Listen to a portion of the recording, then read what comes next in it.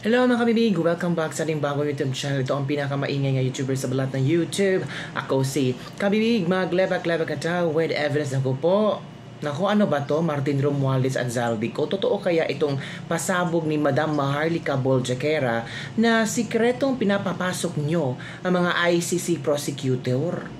Tapos, napakagara sa hotel, mga exclusive 5-star hotel, tapos nagmamerienda, nag-shopping, at sabi pa dito, pera ng taong bayan ang ginamit.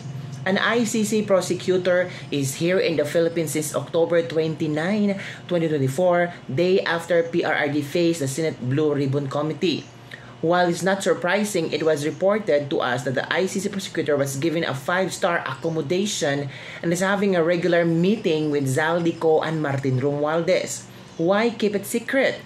Are we paying for the ICC prosecutor's stay in the country? Di ba sabi ni Bongbong Marcos hindi na tayo makipag-negotiate or hindi na tayo makipag-usap sa ICC? Bakit itong si Martin Romualdez at Zaldico ay sikreto nagipag-usap sa ICC at sila pa ang gumastos? Totoo kaya itong mga pasabog na ito? Naku po, kabibig, panoorin natin si Maharlika sa eksklusibong pasabog at may nag-report talaga yung puting ahas. Watch this video. Na-message tayo noong October 30. Okay, Miss Maharlika, meron po akong ibibigay na information sa inyo na pwede ninyong i-share sa inyong mga viewers regarding sa secret arrival ng mga ICC members sa ating bansa. Ito po para liputin, liputin ni Ilonggo. Ilonggo siguro to si Palangda. Para liputin o traidorin ang ating Pangulong Duterte, former President Duterte. Hi, Ma'am Parvina, how are you?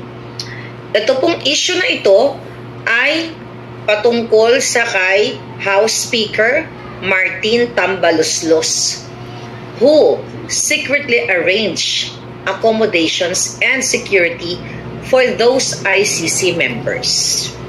Alright. Sabi ko sa kanya, nagpasalamat ako. Sabi ko, baka naman sir, pwede po kayo mag-send ng information.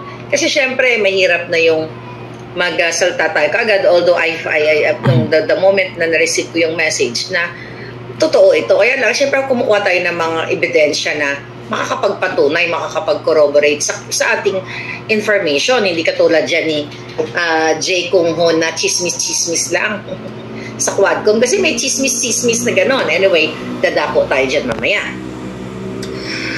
Okay, Miss Maharlika, there are several ICC teams na pumasok, okay, sequentially sa ating bayan simula pa po noong October. Okay? Sabi niya, alright. Isa po sa investigators ay nagngangalang si William Rosato ay nasa bansa na. Nakastay po siya sa Raffles Hotel since October 29.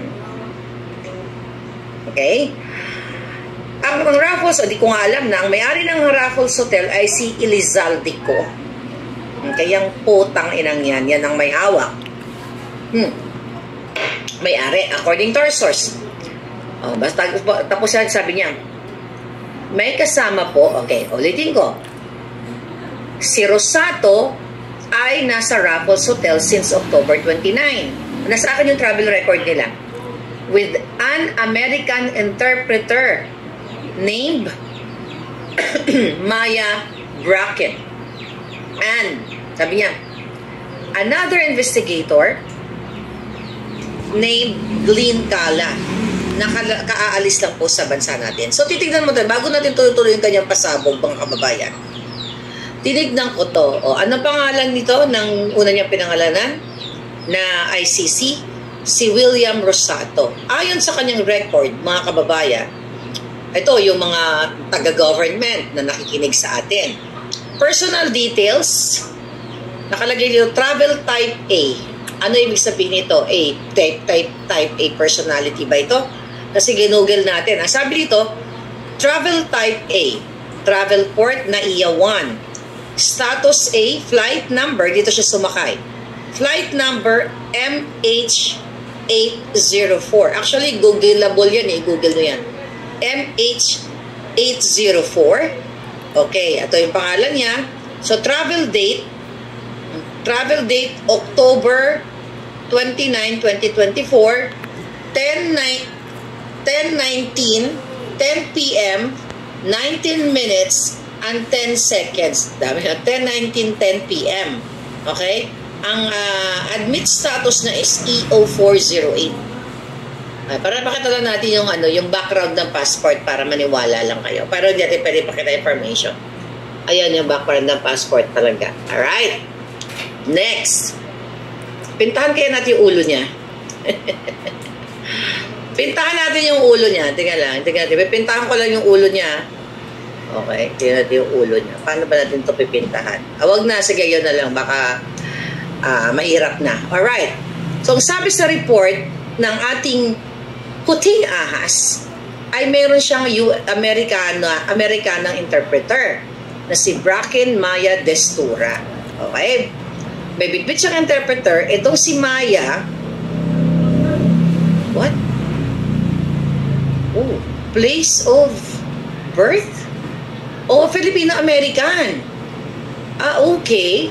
So, based sa kanyang passport, US passport siya, lagay lang natin yung shadow, Hindi natin papakita yung buo. Ayan, state. Ayan, yung buo. Parang maniwala kayo sa kay lola nyo. Ayan. Nakita na yan? Ayan yung passport ni bakla. Okay? Tignan natin. Nationality niya is United States of America. Place of birth, I think to sa Pilipinas ipinanganak. Wait.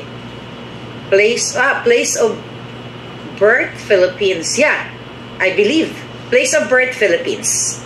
Okay, so 1966 siya ipinanganak. Okay, so yung isang kasama nila, isisend ko to kay PRRD. Mamaya. Isend ko to sa lahat. Okay, lahat ng pwede nating isendan.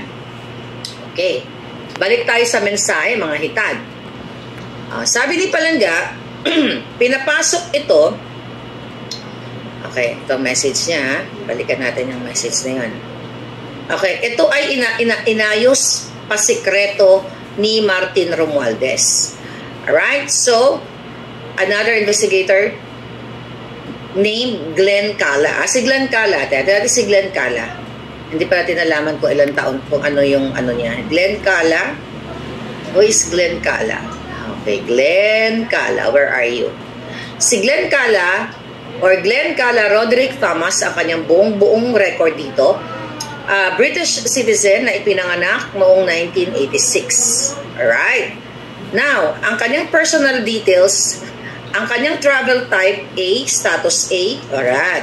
Tapos sa ANAIA 1 din siya, flight number PR515. Travel date niya, ito ay 10 October 20, 2024. I'm not sure kung ang travel date ba dito dumating siya sa Pilipinas o pag-alis niya. Diba? I think dumating ito. So, dumating siya sa Pilipinas. Well, I can only... Andito ba si Palangga ngayon? Alright. So, ito October 20, 2024, dumating siya ng 12:10:48 a.m. Kasi kung may mga taga-immigration dyan, alam nyo itong pinagnangak ko dito. Yung taga-Amerika, o yung US citizen naman, ang kanyang travel date, October 4, dumating na siya sa Pilipinas. Kasi may dugong Pilipino siya, Destura. Okay, October 4, 2024, alas 6:02:54 a.m. dumating ng Pilipinas. Binabasa natin to, tingnan natin. Pinakataban natin si yung isang, pakita nito yung isang kalbo. O yung buhok niya. Tingnan natin. Nationality, okay, ito. Pakita lang natin ito ng bonggang-bongga. Kasi, personal, Ito lang, para makita ninyo yung sinasabi ko. Ito, pwede ko itong ipakita. Puputulin lang natin yung tatakpan ko lang. Puputulin para malaman ninyo, itago natin yung kanyang passport. Ito, papakita ko to. Takpan natin. Itong si Glenn Cala, ito yung kanyang record ng pag-travel niya. See that? Ayan po, personal details. Okay, ayan yung ICC para makita ninyo. Travel date. Okay, next. Takpan lang natin ang mga hitad. Itong isa, yung taga-ICC, bakit kayo nagtatago? Di ba legit naman yung ICC? Ba't kayo nagtatago? O bakit pa sikreto? Mamaya malaman natin. Yan, yung isa, ayan, dumating siya ng, ayan, 10 October 29. Alright. Yung interpreter, si Palangga, nakababayan ko, ito yung kanyang personal details. Yan, malinaw tayo yan na legit yan. NAIA, flight number, dada. Okay. Now what? Ano gagawin natin ngayon? Hindi natin alam kung ano talagang nasa utak na bangag ni Lisa at ni Tambaluslos. Kasi mga kababayan, according to our source, ito na. Pasikreto silang pumunta sa Pilipinas.